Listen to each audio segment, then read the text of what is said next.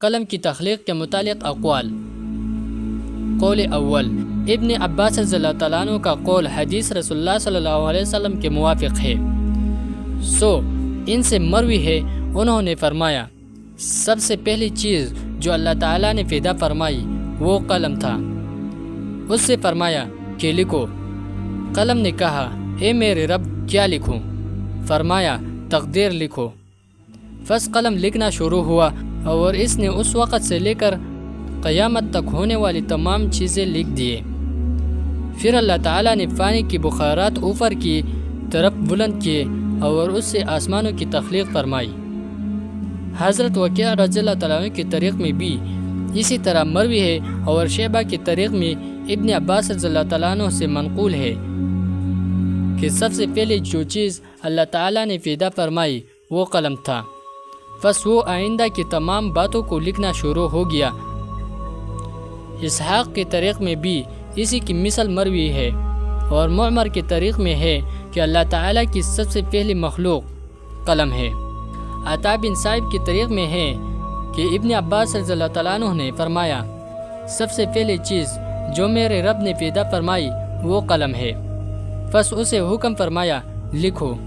تو اس نے قیامت تک ہونے والی تمام واقعات لکھ دیے۔ قول دوم، لیکن ابن اسحاق کا قول ہے کہ سب سے پہلے جو چیز اللہ تعالیٰ نے پیدا فرمائی وہ نور اور ظلمت ہے۔ وہ فرماتے ہیں کہ اللہ تعالیٰ نے سب سے پہلے نور اور ظلمت کو پیدا فرمایا اور ان کے درمیان امتیاز کیا۔ پھر ظلمت سے سیاہ اندھیری رات بنائی اور نور سے روشن و چمکدار دن بنایا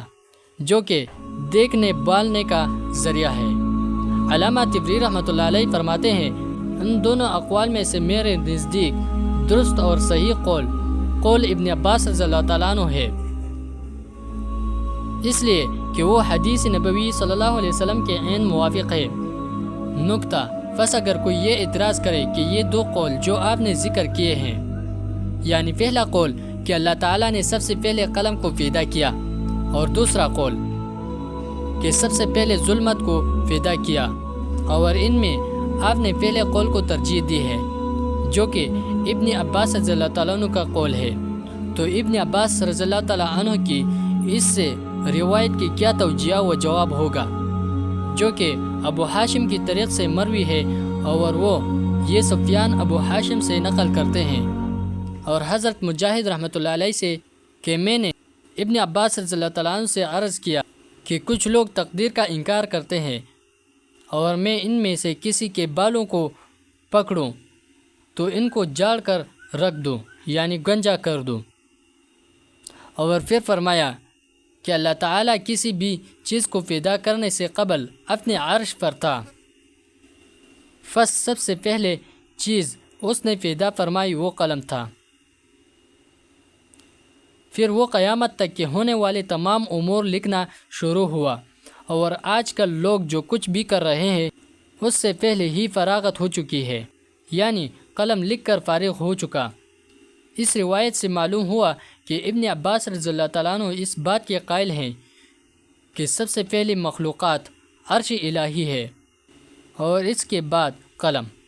اور جو آپ نے نقل کیا ہے اس کے مطابق سب سے پہلی مخلوق قلم ہے،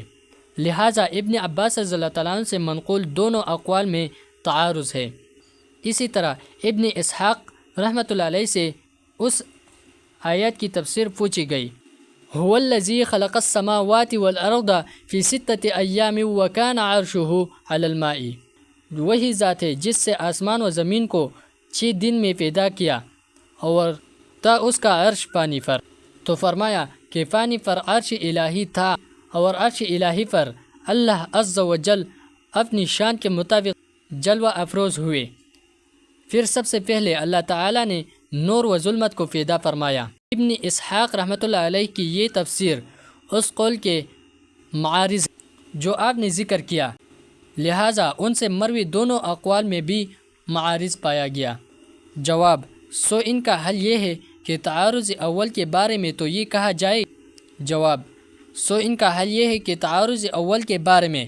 تو یہ کہا جائے کہ ابن عباس رضی اللہ تعالیٰ عنہ سے روایت اگر صحیح سند سے ثابت ہے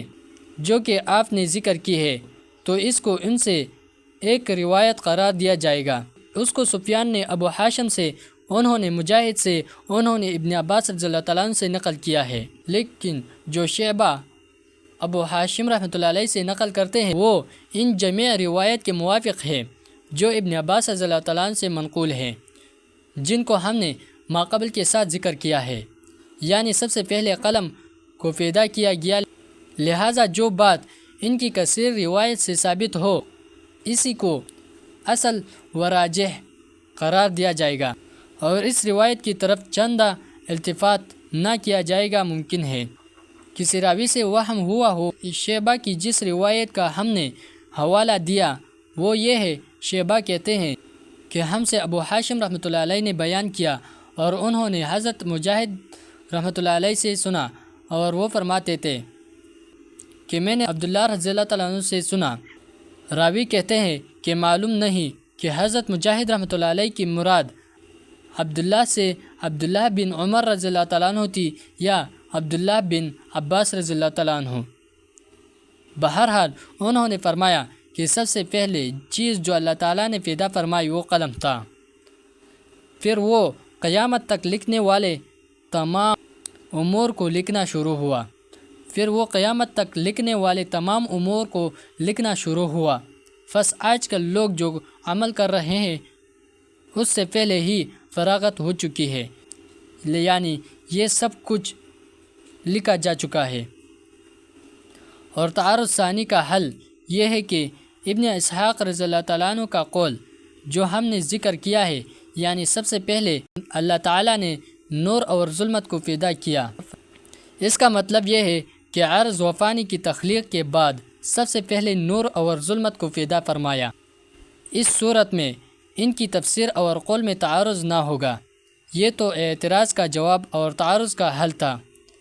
ورنہ ہمارے نزدیک رسول اللہ صلی اللہ علیہ وسلم کا قول و فرمان ہی ارجح ہے، اس لیے وہ اس مسئلے کی حقیقت و صورت کو سب سے زیادہ جاننے والے ہیں، اور ان سے جو روایت کیا گیا ہے اس میں بھی کسی چیز کا استثناء نہیں ہے، بلکہ عموم یہ ہے کہ سب سے پہلے جس شے کو اللہ تعالیٰ نے پیدا فرمائی وہ قلم ہے۔ معلوم ہوا کہ اس سے پہلے نہ عرش تھا، نہ پانی، اور نہ کوئی چیز، یہی سب سے پہلے مخلوق ہے، لہٰذا اس کے خلاف کوئی قول قبول نہ کیا جائے گا۔ ابن عباس رضی اللہ تعالیٰ عنہ سے روایت کرنے والے حضرات میں سے ابو زیبان اور ابو الضحاک کا طریق اقرب الی القح ہے، اس لیے کہ اس سے نیچے کے راویوں میں سے کوئی بھی اختلاف نہیں کرتا، اور ابو ہاشم کے طریق میں سفیان و شعبہ